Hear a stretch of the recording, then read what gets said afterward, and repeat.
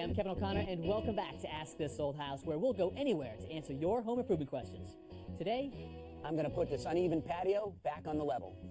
and we're going to transform an old metal bulkhead with a brand new paint job. Right here, Moto. And we'll ask, what is it? This on your forehead, and I will put it on my forehead. I want you to think of a question. Is this going to hurt? I hope so. There's a lot coming up today, so stick around. Hey there, fellas. Hey, Kev.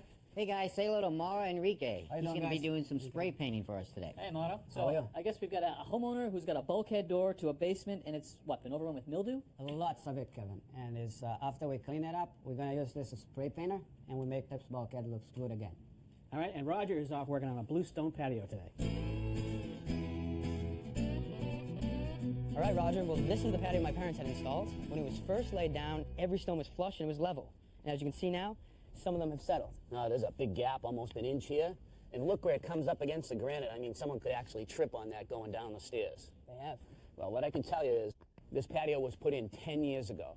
And when the contractor put it in, he had to dig down 8 feet deep to remove some bad fill that was under here. Then he brought in good fill and compacted it and brought the grade all the way up. Wait a minute, you can tell that just by looking at it? Yeah, because I was a contractor who put it in 10 years ago. So it just settled over time. Well, think about it. You've got 8 feet deep is 96 inches. If I compacted that 90%, that would still leave 9.5 inches we could drop. Even at 95% compaction, I'm still going to drop 4.5 inches. So that's where we got the settling. But there is some good news. This patio wasn't set in concrete. It wasn't set in a bed of concrete. What it was set in is stone dust. So that allows us to just come in, lift up the pieces, add a little more stone dust, and set them back down again. Great. So what we're going to do is put up some string lines, lift some pieces of stone, and get started. Awesome. Watch your fingers. All right, is that string line nice and flush with the stair down there? All set here. Now we have 2 fixed points, one being down there at the top of the stair, the other being up here at the house. So we have a string line running from point to point. Now, if that was a straight line, we'd be able to set our stone at that line, but it's not. If you look here, you can see how these pieces of bluestone are lifting up the line. So what we're going to do is raise this line up evenly using these 3/4 inch pieces of scrap wood. Now, you bring yours down your end. I'm going to slide mine under right here. We're ready to start taking out the pieces of bluestone. Now, we raised the line up 3/4 of an inch, so we're going to use another piece of wood 3/4 of an inch as a gauge block all the way down the bluestone to get the bluestone set at 3/4 of an inch below the line. Now, if you look here, when I slide it over to the line, that's perfectly level. That's great. You can see it's nice and flush to the deck here also. So this one's fine. It didn't move at all. But look at this piece here. It is actually about 1/4 of an inch high on this corner, but on this corner, it's almost 3/4 of an inch high. So this piece definitely has to come out. Let's take this piece out to give us some room to work. Great. So we're going to lift up on this. Got it? Okay, what I want to do is just turn it, lift up. Just set it down nice and easy so we don't mark up the deck. All right, let's do the same thing with this one. Got it? Okay. Now, I want to set it this way, though, to make it easier first. Before we set it down, put one of those blocks down right there. It'll help protect the deck and keep us from smashing our fingers. All right, now we got to dig a little stone dust out. So what we want to do is scrape off about 1 inch of this stone dust. We're going to make sure we get it clean all the way to the edges. You take and just put it in this bucket, and we'll take it away.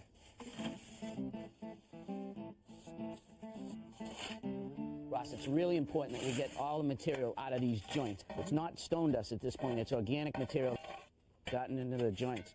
And we're going to put some really good stuff in the joints. So let's clean this out. Great. All right, Ross, that looks good. That's our setting bed. That's 6 parts of stone dust mixed with 1 part of cement. Just dump it in here, and I'm going to level it off. So there's not much cement in there? No, there's not at all. We're not trying to set the stone in cement. The cement we have in here is just going to stiffen up the mix and allow us to work. All right, let's give that a shot, Ross. We'll stand this up. Take your edge right around. Yep. Okay, no, lay it bottom end in. Got it? Yeah, come to me just a little bit. Take your fingers out of there. I'll take care of that end. Okay? All right, let's just set that in place. Okay, let's check it with our gauge block. We're still a little high. Couple more whacks. All right, that looks good. Let's take that one down just a hair. Perfect. Now we'll just work our way down the string line. Great.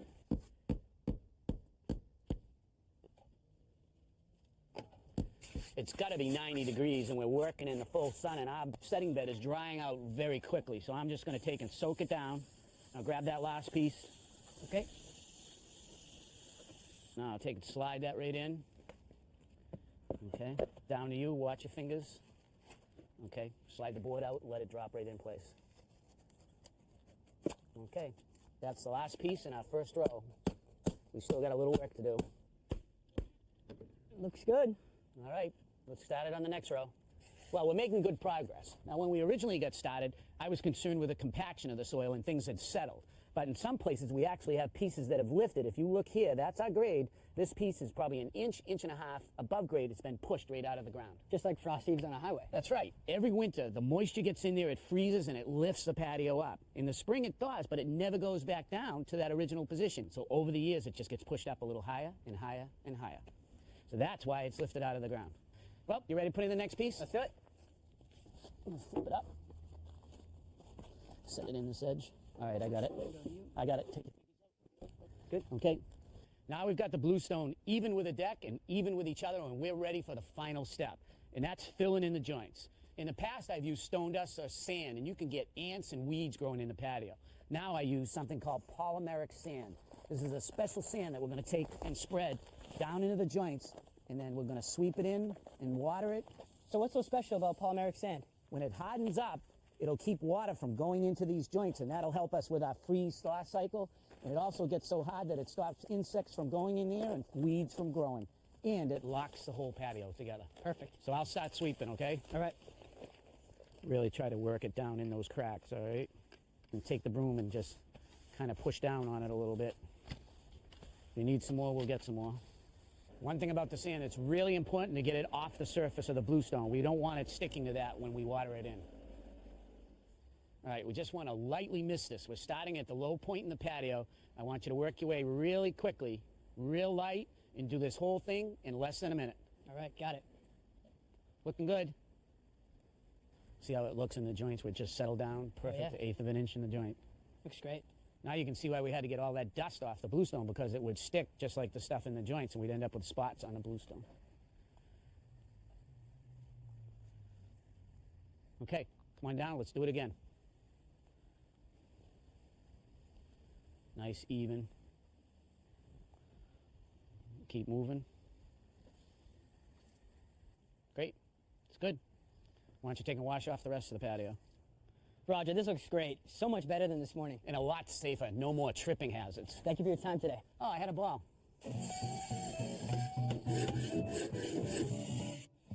All right, boys. It has 2 tabs at this end, a center connector right here, 2 more tabs at this end. It's black. What is it? Great. That's my I know clothes. exactly what it is. I know. You know? Oh, we live in a world of computers today where everybody is trying to download information, as much information as they can get, as fast as they can get. Sure. Good, Tommy, but what is this? This is a way of downloading information from me to you if you were to ask me a question. Oh, that could be helpful. It could be, because you can never seem to get it. I explained to you 100 times, but do you ever get it? No. You'd be clear the first time. I draw you a Ask picture and you again. still can't get it. Now watch. Put this on your forehead, and I will put it on my forehead. I want you to think of a question Is this going to hurt? without, I hope so, without asking it, just think of the question. Okay, hang on. Okay. Code stipulates that you can't drill a hole in a joist within 2 inches from the top or 2 inches from the bottom. The hole can't be more than 1/6 the total height of the joist. You can't drill the hole within the center third of the span of the joist. What's the joist? Uh-oh. There's been a brain transfer, and it's bi-directional. You all right? Yeah, I'm being all right now. Yeah. Boys, this is actually in my world. When you're on flexible ducts like this, if you're not careful, they can kink, and that'll impede airflow. So this is actually a bend support that will allow you to put this right here on the bend at about 45-degree angle, clip it in, and hold it perfect. Oh, the area of a circular duct, its diameter squared in inches times 0.7854.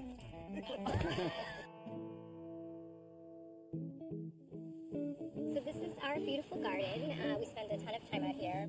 We have lots of neighborhood cookouts out here. We really love it. It's like our outdoor living room. No matter where you're looking, from whatever part of the garden, you're going to get a beautiful view. So the only view we cannot stand in our beautiful garden is our bulkhead. Look at this, it's just disgusting. Beth, I can see why you want to clean this bulkhead up. That's a bit of an eyesore, isn't it? Absolutely, it's definitely really taking away from the beauty of our yard. Yeah, just covered in mildew. And in fact, the whole patio is covered in, well, you've got moss here. Yep, we get a lot of shade, and these trees are probably helping to create the moisture that's contributing to the mildew.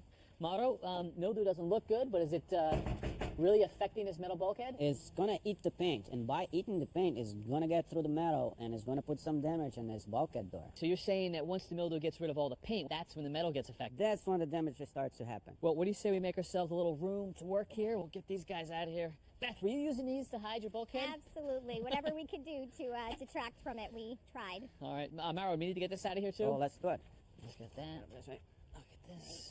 With this out of here, Mauro, we can get to work, and does it start with cleaning it? Let's do it. It's ready to go. Okay, first thing I want to do, I want to spray this mildew cleaner in this bulkhead. So we're going to start it right now. And what are you using for a mildew cleaner?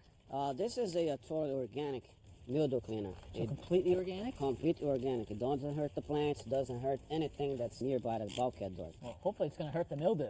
This is going to get rid of this mildew first. So no water, no mixture, just right on. Just straight up. And where do I find it? Can I get it at the home center? Yes, you will find this stuff in a good paint store or a good home center. They will carry this stuff here, Kevin. May I? Sure. So what are your thoughts about bleach? Could we be using bleach and water instead, or you prefer this? I like this stuff better because, you know, the most important about this thing is totally organic and doesn't hurt the plants, doesn't hurt the grass. If we have any plants nearby the bulkhead, this is the good stuff to use on. So once it's on, wipe it off, let it sit. What's the routine? Once it's on, we let it cook for 5 minutes, and then we're going to scrub, rinse it out, and hopefully get rid of this mildew. How long have you been living with this bulkhead like this? Is this years? Probably in the last 2 years. And we really should have addressed it sooner, but with 3 kids and weekly soccer, it's hard to get to these projects. Yeah, mildew takes second place to the kids. That's good. Okay, now that we have the whole area covered, we're going to wait for 5 minutes, and then we'll come back. All right. Okay, let's see how we're doing over here. Yep, looks like we're ready to scrub it. Wet. So that's really just coming right off, huh? It goes right off. This product is very, very good. So we've just got water in this bucket here, just plain old water. Just to clean up your brush, keep scrubbing it. Wow, it's really coming off. Starting to get confused with what's clean and what's still dirty here. Okay, Kev, I think now it's time for us to rinse this out. Look at that. Beth, what do you think, huh? Oh, look at that color. Oh my goodness. We haven't seen that color in a long time. It's a little bit of work, but it pays off when it's done. Beth, can you believe it looks as good? I can't. I cannot believe this is the same bulkhead. Well, that feels nice and dry. I don't feel any water. Okay, another thing I like to keep my eye on is on this rust spot. We have to treat that in order to make this job 100% correct. So you get rid of all this rough spot with my tool, and then we'll do a little sanding and get ready to paint. Now that scraping is done, it's time to do the sanding, okay? Put your mask on. All right. So, and we'll be ready to sand. And what are we using here, Mauro? We're using the sand block is about 100 grit. So about 100 grit block, all right? Yes, so very easy to use, very good. And we should concentrate on these areas Yeah, where we... concentrate on the areas that we did a lot of scraping, so we Okay. can have, break the edges, make it nice and smooth. And you also can turn it over too. Oh, You use okay. the both sides. Then you use the sides too. Certainly is easier than sandpaper. Very easy. Okay, now that we get all the dust off, what we got here is a primer for rusty metal. So you're gonna prime all the rusty metal spots like that. Let me show you how to do it. Very easy. You don't Okay. have to go everywhere. You shake the Okay. can a little bit. So you want to have a light coat of this primer. Just go nice and easy. Wherever you see the spot, okay? If you have to do 2 coats, this dries very fast. Now, why don't you try again? Okay. Pick another spot that you're gonna have primer Not on. too heavy. Yeah, you can get a little closer. Get a little closer. Yeah, that's it. Good job. All right. Isn't that easy to work with? Yeah, it is. And I Yeah. can see why you need the mask, because Yeah. it's quite strong. A lot of smelling. fume that goes up. It's good to have a mask on. Okay, now it's time to do some primer on the inside.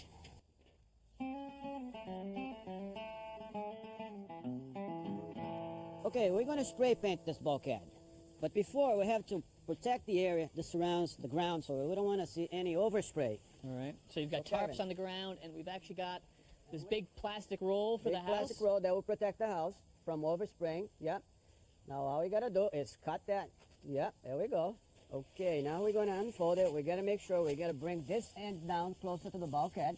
Mauro, this is great. It just sticks to the house. Static All electricity. you got to do is press a little bit against the surface, and you can even let go. That goes by itself. We have to put a little tape to keep it in place. We don't have to put tape everywhere.